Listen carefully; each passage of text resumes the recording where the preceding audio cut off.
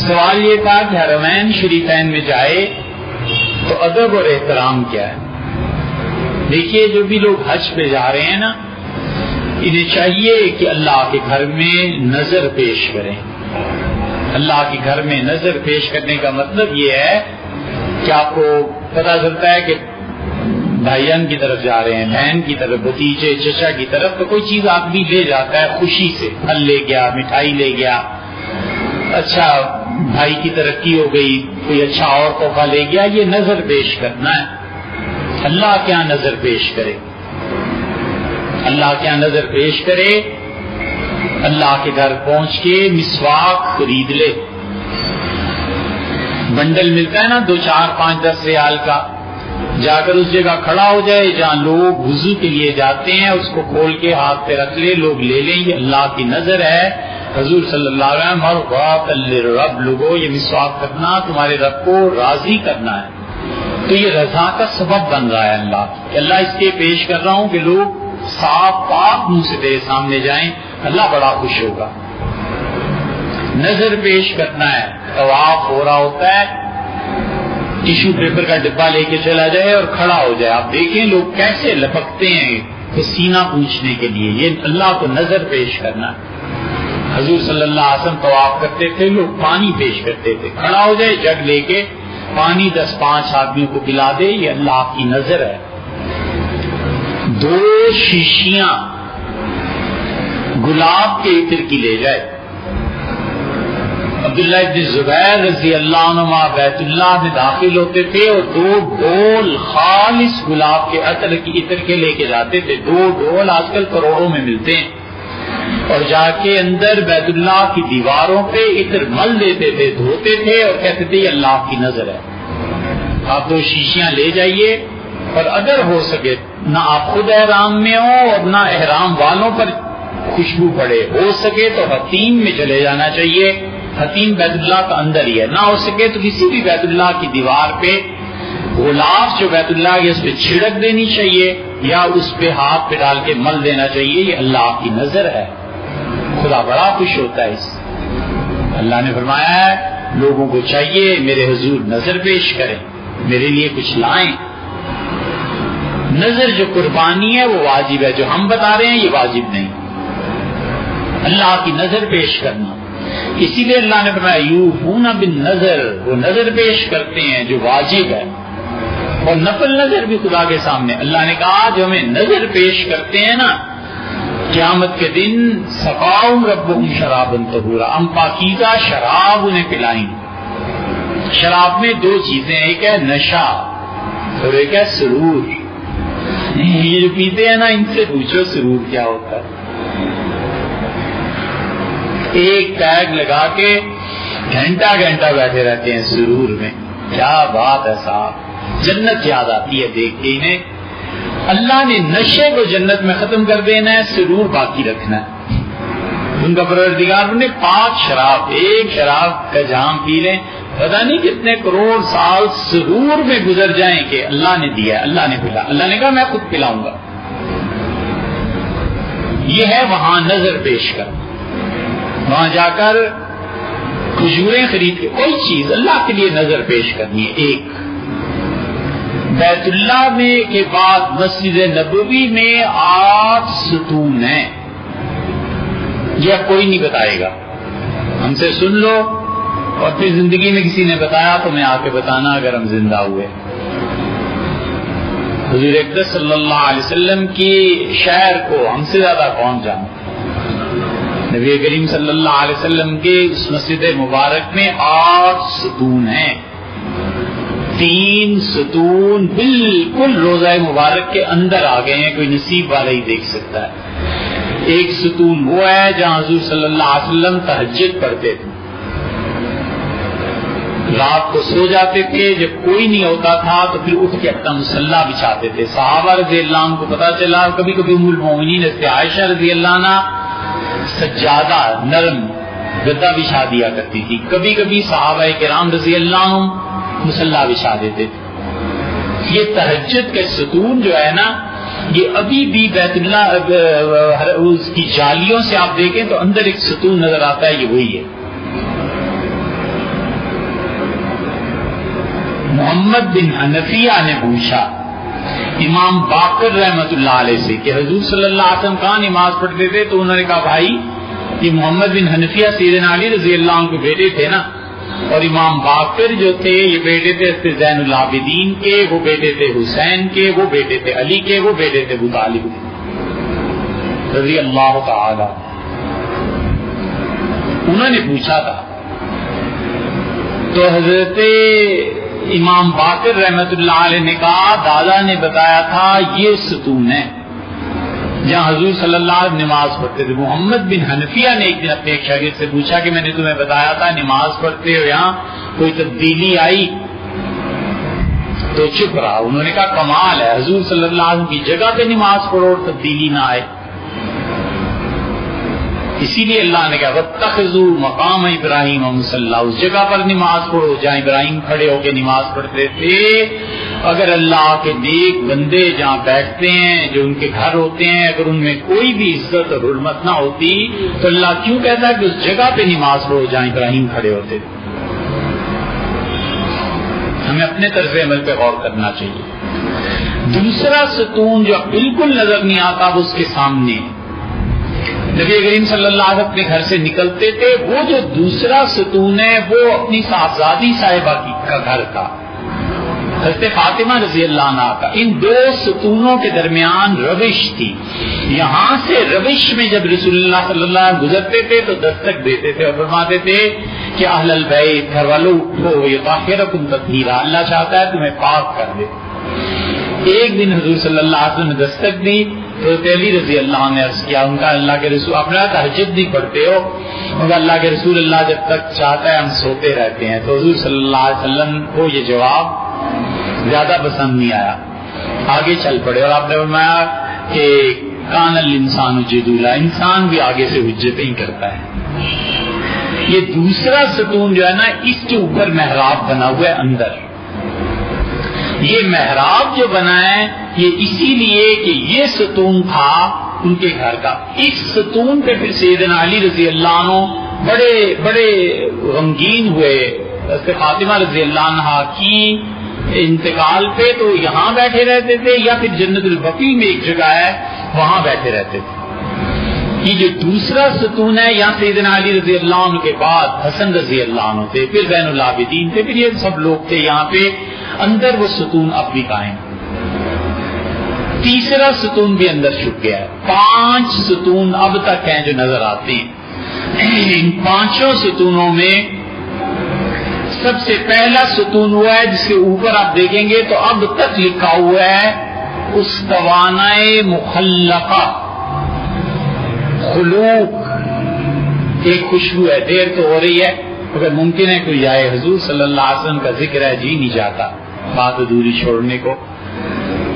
استوانۂ خلوق، یہ جو خلوق ہے نا عربی میں کہتے ہیں مکسڈ فریگرنس، مخلوط عطر۔ اس ستون پہ عثمان ابن مظعون رضی اللہ عنہ نے ایک مرتبہ تھوک دیا، حضور صلی اللہ علیہ وسلم دیکھا تو بہت ناگوار گزری، ایک چھڑی لے کے اسے مٹایا، پھر خوشبو منگائی، پھر اس پہ رسول اللہ صلی اللہ علیہ وسلم نے خوشبو لگائی۔ سیدنا عمر رضی اللہ عنہ اس پہ خوشبو لگاتے تھے۔ سیدنا عمر رضی اللہ عنہ کو اتنی زبردست معلومات تھی کہ انہوں نے مسجد نبوی میں توسیع کی ہے جب تو رسول اللہ صلی اللہ علیہ وسلم نے وفات سے پہلے کہا کہ کیا میں اپنی مسجد اتنی نہ بڑھا دوں، اتنی نہ بڑھا دوں، اور ہاتھ بڑھایا تو سیدنا عمر رضی اللہ عنہ جب خلیفہ ہوئے تو انہوں نے بلایا، ان کا کون کون تھا بھی اس وقت مجلس میں؟ میں ایک تھا، فلاں تھا، فلاں فلاں کو بلاؤ، اور بھی سیدنا عمر رضی اللہ کا ہاتھ بڑھاؤ، یہاں بیٹھو اور ہاتھ لمبا کرو۔ لوگوں نے ہاتھ لمبے کیے، انہوں نے کہا حضور صلی اللہ علیہ وسلم کا ہاتھ یہاں تک پہنچا تھا، ان کا بس اتنی مسجد اور بڑھاؤ۔ حضور صلی اللہ علیہ وسلم نے فرمایا تھا مجھ سے بڑھ کے ان کی خواہش کو کون پورا کرنے والا؟ سیدنا عثمان رضی اللہ عنہ نے پھر اپنے زمانے میں اس دیوار کو مزید آگے کیا، 10 مہینے میں جا کر یہ تعمیر ہوئی، سیدنا عثمان رضی اللہ عنہ نے کی، اور جب انہوں نے چاہ کہ تعمیر کریں تو 4 سال مشورے میں لگ گئے سیدنا عثمان رضی اللہ عنہ جمعے میں اعلان کیا، انہوں نے کہا لوگوں میں مسجد بڑھانا چاہتا ہوں۔ مروان تھا، اسے بڑی بک بک کی عادت تھی، ہوتا ہے نا جاہل بے وقوف لوگ ہر چیز میں گڑ گڑ کرنا، بک بک کرنا۔ جمعے میں بولا اور کہنے لگا کس سے پوچھنے کی کیا ضرورت ہے، نیکی کا کام ہے کر دو۔ سیدنا عثمان رضی اللہ عنہ کا چپ کر کے بیٹھو۔ حضرت عثمان رضی اللہ عنہ کا لوگوں میں مسجد بڑھانا چاہتا ہوں، تو لوگوں نے کہا اس جگہ کو نہ توڑیں جو امیر المومنین نے جگہ قائم کی ہے، عمر رضی اللہ عنہ نے کہا۔ انہوں نے کہا عمر رضی اللہ عنہ قائم کی ہے، میں اس سے بھی بڑھانا۔ 4 سال لگ گئے۔ اس سے کہا کہ عثمان رضی اللہ عنہ سے کس دلیل سے توڑتے ہیں آپ؟ مروان پھر بولا۔ عثمان رضی اللہ عنہ نے کہا حضور صلی اللہ علیہ وسلم تھا جو اللہ کا گھر چڑیا کے گھونسلے جتنا بھی بنائے گا جنت میں اللہ اسے ایک گھر محل دے گا، میں چاہتا ہوں اس مسجد میں میرا حصہ پڑے۔ پھر عثمان رضی اللہ عنہ 4 سال مشورہ کر کے اس دیوار کو توڑا ہے اور پھر آگے گئے ہیں، اب تک وہ دیوار قائم۔ اس میں عثمان رضی اللہ عنہ نے 10 مہینے کھڑے ہو کر یہ مسجد بنوائی ہے۔ مسالہ بنایا جاتا تھا، گارا بناتے تھے، اٹھا کر لاتے تھے، امیر المومنین دیکھتے تھے، چیک کرتے تھے، پھر اینٹیں لائی جاتی تھی۔ 10 مہینے مسلسل، حتیٰ کہ لکھا ہے کہ عثمان رضی اللہ عنہ جن کو گھر نہیں جاتے تھے یہیں سو جاتے تھے کہ حضور صلی اللہ علیہ وسلم کی مسجد میں حصہ لیں۔ یہ مسجد نبوی جب بنی ہے 67 میں جو اس کی ایکسٹینشن ہوئی تھی، پاکستان کے سفیر تھے، 3 انجینئر تھے پاکستان کے، باقی مصری تھے۔ سفیر جو پاکستان کے تھے اب تو انتقال فرما گئے، نام ذہن سے اتر گیا ہمارے، سفارت خانہ چھوڑ کے مدینہ منورہ چلے جاتے تھے، اور جہاں پہ اینٹیں بنتی تھی، جہاں پہ گارا مٹی وغیرہ، وہاں دن بھر کام کرتے تھے، کہتے تھے حضور صلی اللہ علیہ وسلم کی مسجد میں بنانے میں میرا نام بھی شامل ہو جائے، مزدوری کرتے تھے سفیر۔ تو وہاں پر ایک ستون مخلقہ، حضور صلی اللہ علیہ وسلم نے خوشبو لگا دی، سیدنا عمر رضی اللہ عنہ نے خوشبو لگا دی، پھر صحابہ رضی اللہ عنہ سے خوشبو لگاتے تھے۔ جو حج کے لیے جائے اسے چاہیے کہ ستون دیکھے، یہ تیسرا ستون یا پہلا ستون ہے جو 12 ہے، 3 اندر ہوئے تو یہ پہلا ہوا، 8 آپ گنیں گے تو یہ چوتھا ہوا۔ اس مخلقہ پر خوشبو لگانی چاہیے۔ اسی لیے تابعین کہتے ہیں ہم نے صحابہ کرام رضی اللہ عنہ کو دیکھا دوڑتے تھے ستونوں کی طرف جا کر نماز پڑھتے تھے۔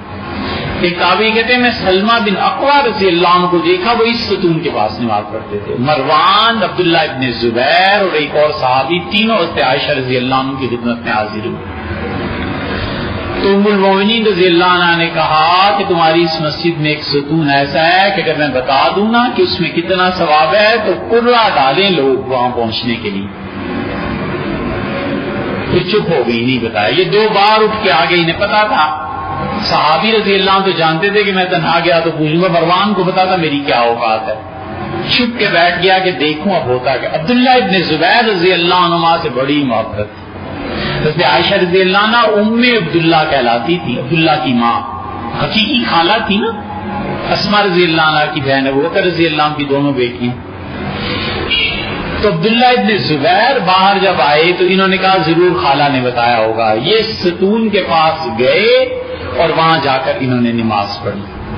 یہ دوسرا ایک مخلقہ ہے جہاں پہ خلوق لگاتے ہیں، خوشبو لگاتے ہیں، اس کے بعد یہ جو اب ذکر کر رہے ہیں نا دوسرا ستون، یہ ستون آپ دیکھیں گے تو اس پہ استوانہ مہاجرین، یا مہاجرین صحابہ رضی اللہ عنہ زیادہ نماز پڑھتے تھے، یا پھر استوانہ عائشہ لکھا ہوا ملے گا، ام المومنین عائشہ رضی اللہ عنہ یہاں کے متعلق کہتی تھی اس کے قریب نماز پڑھنی چاہیے۔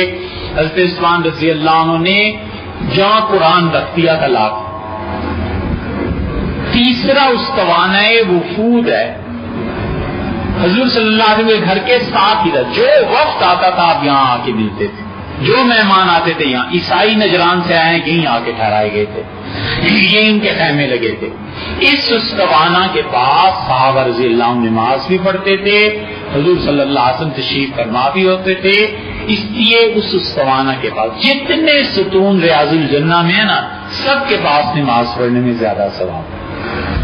باہر کے 3 ستون ہو گئے، ایک استوانہ مخلقہ، ایک استوانہ عائشہ مہاجرین، اور اسی کا تیسرا نام استوانہ قرہ بھی ہے، کیونکہ جیسے عائشہ رضی اللہ عنہ نے کہا کہ قرہ ڈال کے نماز پڑھتے تم لوگ۔ تیسرا استوانہ وفود، یہاں وفد آتے تھے، ٹھہرتے تھے، یہی آئے تھے جنہوں نے کھڑے ہو کے اونچی اونچی آواز دی اخرج الینا یا محمد باہر آؤ، محمد باہر آؤ۔ اللہ نے وہی نازل، اللہ نے کہا لا ترفعوا اصواتکم فوق صوت النبی، حضور صلی اللہ علیہ وسلم کی آواز سے آواز بلند نہ کرو، منع فرما دیا۔ آپ باہر تشریف لائے، زبرقان زبردست شاعر تاربوں کا معنی ہو، اس نے یہ حرکت کی تھی۔ حضرت صلی اللہ علیہ وسلم نے فرمایا حسان کو بلاؤ، حسان بھاگتے ہوئے آئے، پتہ نہیں کیا ہو گیا، آپ نے فرمایا حسان یہ شعر پڑھ رہا ہے، اس کا جواب شاعری میں دو، اور ان کا خطیب ہے، ہمارا خطیب تقریر کرے۔ حضور صلی اللہ علیہ وسلم خطیب اٹھا اور اس سے تقریر کی، جھاگ کی طرح بیٹھ گئے، بنی تمیم تھے۔ آپ نے ٹیبل منگوایا چھوٹا، کہا حسان اس پہ کھڑے ہو کے شاعری کرو، اس نے جس طرح کے شعر پڑھے حسان نے جواب دیا۔ حضور صلی اللہ علیہ وسلم بار بار فرماتے تھے اللہم ایدہ بروح القدس، آج کے دن اللہ میرے حسان کی مدد فرما جبریل امین کی طاقت کے ذریعے۔ جبریل کی طاقت ہے نا کہ قرآن لے کے آئے سہنے کی، اللہ آج حسان کو جبریل جیسی طاقت دے دے۔ حسان رضی اللہ عنہ جو شاعری شروع کی تو زبرقان دیکھتے ہی اتر آیا نیچے اور کہنے لگا خدا کی قسم تم اللہ کے رسول ہو، تو ہم تمہارے شاعر اور تمہارے ادیب کا مقابلہ نہیں کر سکتے، تمہارے کلام کا مقابلہ کون کر سکتا۔ یہ استوانہ وفود ہے۔ چوتھا استوانہ ستون جو ہے یہ استوانہ حرس لکھا ہوا ہے، جہاں پر حضور صلی اللہ علیہ وسلم کی حفاظت کی گئی، نبی کریم صلی اللہ علیہ وسلم کی حفاظت کی جاتی تھی۔ سب سے پہلے حضور صلی اللہ علیہ وسلم کی حفاظت ہوئی تھی بدر میں، حضرت سعد رضی اللہ عنہ نے کی تھی، حضرت بکر رضی اللہ عنہ کی تھی، احد میں محمد ابن مسلمہ نے کی تھی، پھر حدیبیہ میں رسول اللہ صلی اللہ علیہ وسلم کی حفاظت کی گئی۔ نبی کریم صلی اللہ علیہ وسلم جب گھر میں ہوتے تھے نا، اس جگہ پہ جہاں استوانہ حرس لکھا ہوا ہے، یہاں آپ نے فرمایا کہ آج رات میری حفاظت کون کرے گا؟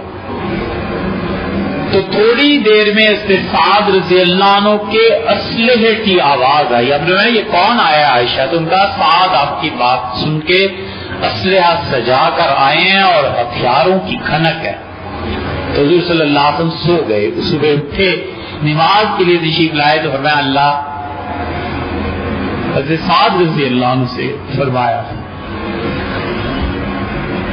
سعد اللہ تمہیں ایسے ہی سکون دے جیسے سکون سے آج میں سویا ہوں۔ اس پہ حضرت علی رضی اللہ عنہ بیٹھے رہتے تھے۔ سب سے زیادہ اس مقام پہ جس نے حضور صلی اللہ علیہ وسلم کی حفاظت کی ہے سیدنا علی رضی اللہ عنہ۔ سیدنا علی رضی اللہ عنہ عام طور پہ اس لیے اسے استوانہ علی بھی کہتے ہیں۔ تیسرے حضرت ابو موسیٰ اشعری رضی اللہ عنہ آتے تھے، یہاں پہ بیٹھتے تھے۔ چوتھے حضرت ابو امامہ وغیرہ بڑے صحابہ رضی اللہ عنہ یہاں کے راتیں گزارتے ہیں۔ جب حضور صلی اللہ علیہ وسلم آیت نازل ہوئی کہ واللہ یعصمک من الناس، اللہ آپ کی حفاظت کرے گا، اس دن سعد رضی اللہ عنہ تھے، آپ نے دروازہ ہٹایا اور آپ نے کہا سعد بس اب واپس چلے جاؤ، اللہ نے کہا ہے میری حفاظت کرے گا، اب ذمہ داری اللہ نے لے لی۔ اور آخری استوانہ جو پانچواں ہے وہ استوانہ سریر ہے، لکھا ہوا ہے، آپ ذرا غور سے پڑھیں گے نا۔ اس جگہ حضور صلی اللہ علیہ وسلم چارپائی بچھواتے تھے اعتکاف کے لیے۔ بہت سے محدثین کے نزدیک استوانہ سریر اور حرس یہ دونوں ایک ہیں، لیکن ہم سمجھتے ہیں دو الگ الگ ہیں۔ استوانہ سریر جو ہے یہاں حضور صلی اللہ علیہ وسلم کا بستر بچھایا جاتا تھا اعتکاف کے لیے، پھر عام دنوں میں چارپائی استراحت کے لیے، یہی عبداللہ ابن عمر بیٹھا کرتے تھے، یہی انس ابن مالک رضی اللہ عنہ بیٹھا کرتے تھے۔ بس آخری بات جو کام کیا ہے نا، کبھی بھی جاؤ تو یہ گر کی بات یاد رکھو، حضور صلی اللہ علیہ وسلم کے روضہ مبارک میں چاروں طرف خاص طور پہ قبلے کی جہت میں اس ستون کے پاس نا ٹیک لگا کے بیٹھنے کی جگہ کبھی نہ کبھی ملی جاتی ہے۔ ریاض الجنہ میں کبھی نہ کبھی تو آدمی چلے ہی جاتا ہے، تو بس یہ نیت آدمی کر لے کہ اللہ کے رسول جتنی دیر میں بیٹھا ہوں نا، اگر یہاں کوئی لڑائی، کوئی چیز، کوئی فتنہ ہوا، میں حفاظت کے لیے حاضر۔ یہ کام کی کرنے کی بات، جب بھی حاضری ہو حضرت سعد رضی اللہ عنہ جگہ پہ، سیدنا علی جگہ پہ بیٹھ جائے اور کسی سے کچھ کہے بار، بس اللہ کے رسول جتنی دیر بھی بیٹھا ہوں نا اتنی دیر تو مر بھی جاؤں کسی کو آگے نہیں جانے دوں، یہ کام کرنے کا. معاف کیجیے گا، بہت